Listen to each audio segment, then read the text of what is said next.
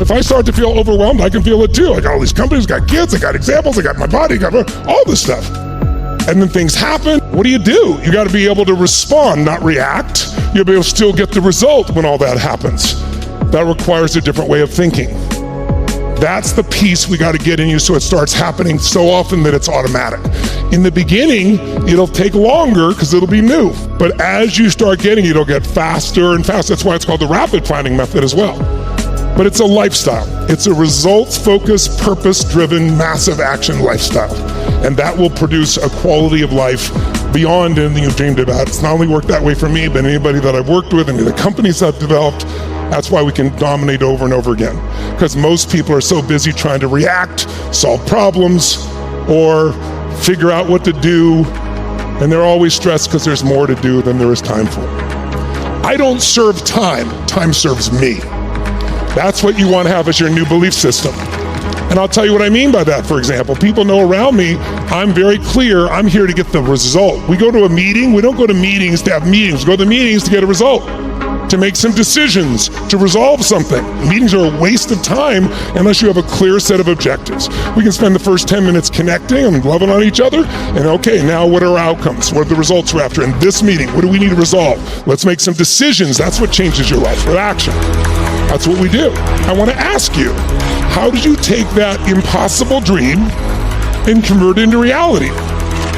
I want you all to figure out right now, what was the first thing you did to take this thing that seemed impossible and turn it into reality in your life? Most people, when you ask them what they want, you know what most people tell you? I don't want to live this way anymore. I don't want to feel like this. And of course, whatever you focus on, wherever focus goes, energy flows. If you're a classic perfectionist, then how they present and what they focus on, how they adapt in positive ways, how they adapt in negative ways to challenges. So a classic person, they're really disciplined. They have to be in control of everything all the time. They're very orderly.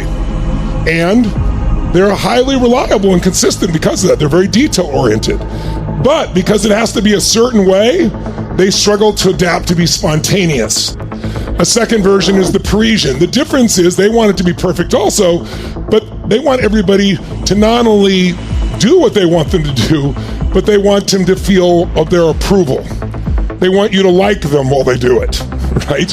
And if they think that's not going to happen, well, in a positive way, they're pretty accepting and not judgmental. They understand the power of interpersonal communications.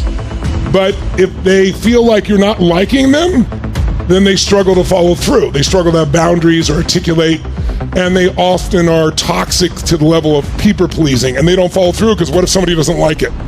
So their procrastination is not, I'm not totally in control. Theirs is, if I do this, people won't like it. A third version is just pure procrastinator. These are people who are waiting for conditions to be perfect before they begin. So before they even start, everything has to be perfect. They over-prepare to the point of paralysis because they don't want to fail. So man, I don't want to begin until I know for sure I'm going to succeed. So let me give you a little phrase for all of you who have perfectionism in you, because we all have some of it, right? Perfect is the lowest standard possible. How can I say that? Because you know it's impossible for anything to be perfect. So as a result, you're just showing how committed you are, and then you either don't do it because it got to be perfect, or you beat yourself up because it's not enough to show everybody how committed you are.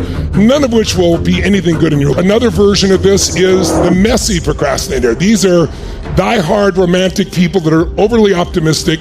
They start planning and doing things really well because they're very optimistic, and they pretty much are effortless at pushing through the beginnings, but they almost never complete. And why don't they complete? Because they struggle to stay focused on their goals, because their energy gets spread so thin, because they're optimistic about doing everything all the time. And then they don't get anything done, or they don't get things done that matter. And finally, the last one is intense. That's someone who's focused on the outcomes above all else. We got to get this result. This is the goal. What's positive? They find it effortless and transparent. They're razor sharp to get the job done.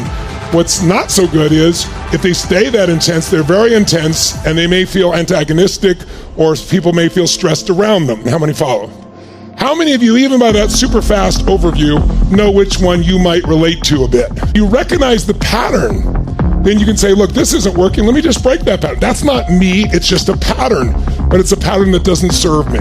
Does that make sense? And that'll help you follow through on your map, because otherwise you'll get a map and still not follow through. because you got this game inside your head that says it has to be a certain way all the time, or it has to be perfect. I gave you 2 examples before we break of how you could down and dirty quickly make a little RPM block.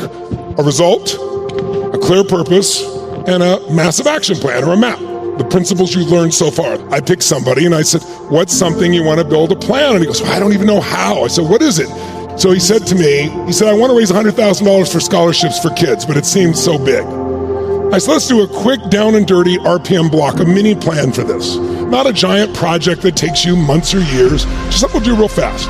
So we're going to start with the center. What's the outcome you want? And I pushed him until he came up with a language, and the language became, I want to resolve a plan for an event to raise $100,000 for scholarships for kids. It's our next question. What's our why? What's our purpose? What are our reasons? What are his? He said, I want to give the kids the skills to have an awesome life, and I know with that scholarship I can do this for them. I said, okay, great. Now, what's your action plan? And he said, well, I don't know where it start. I said, most things start with brainstorming. So his first step is to brainstorm possible people to interview who produce results like this. You're going to brainstorm who to go to. You're not going to reach them all. Let's contact the top 5 people. Then we're going to interview those best options, those 5 best people. And then what do we need to do? Well, we got to get them to give us proposals about what they would do. And then we got to resolve and choose which one. I said, do you feel certain you could do those things in these steps? He said, yeah. I said, well, then let's add it up. It's 9 hours and 25 minutes. Could he do that this week? Yes or no? This is how the job gets done.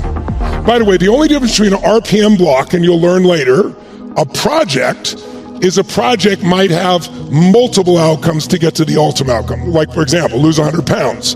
I'd have an RPM block like this for the nutrition plan, an RPM block, a second one that might be the exercise plan, another one on how we're going to support myself to follow through. And those 4 or 5 blocks become a project. So if you know what you're after, that's kind of where we start. How do I manage my life?